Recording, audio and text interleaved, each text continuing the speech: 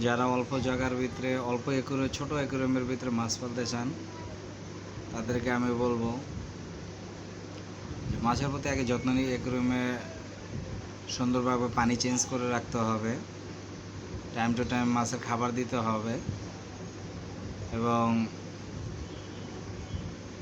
আপনার এখানে গ্যাস যাতে করে না হয়ে যায় সেটার দিকে খেয়াল রাখতে হবে। বিশেষ করে আমি অনেকগুলো ফিশ পালছি, এর ভিতরে সবচেয়ে বেশি বেটার হয়েছে গাপ্পি, এটাই টিকে। কারণ এখানে আমি এক জোড়া কিনছি, দুইটা কিনছি, এখন আমার আল্লাহর রহমতে 6টা। তো বেশ কয়েকবার বাচ্চা দিছে, একটা দুইটা করে টিকে।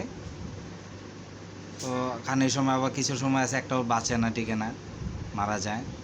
তো এবার আমার আল্লাহর রহমতে সব মিলায় 6টা হয়েছে। তো খুব দেখতে খুব ভালো লাগে আর কি, তাই এই জিনিসটা আর কি সবার সাথে একটু বললাম।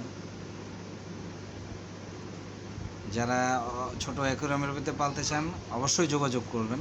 আমি যেভাবে পালি এভাবে বা আমি যেভাবে রাখছি সেভাবে আমার পরামর্শটা আমি দিতে পারবো আর কি। আমার এটা অনেক দিন হয়ে গেছে, আগে আমি 2টা আনছি, এখন আমার 6টা, টোটাল 6টা হয়ে গেছে। অনেকগুলো হয়েছিল কিন্তু মারা যায়, কিন্তু একটা দুটো করে টিকে।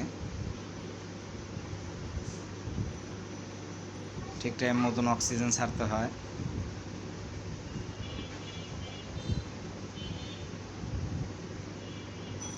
আমার অ্যাকুরিয়াম কিন্তু বড় না, খুবই ছোট।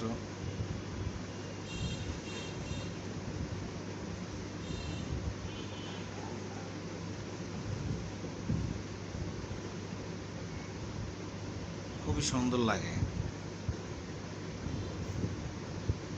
সবচেয়ে এই গাপ্পিটা খুবই সুন্দর।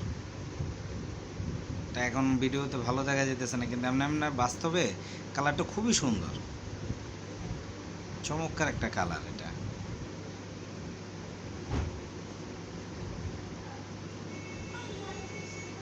ধন্যবাদ সবাইকে।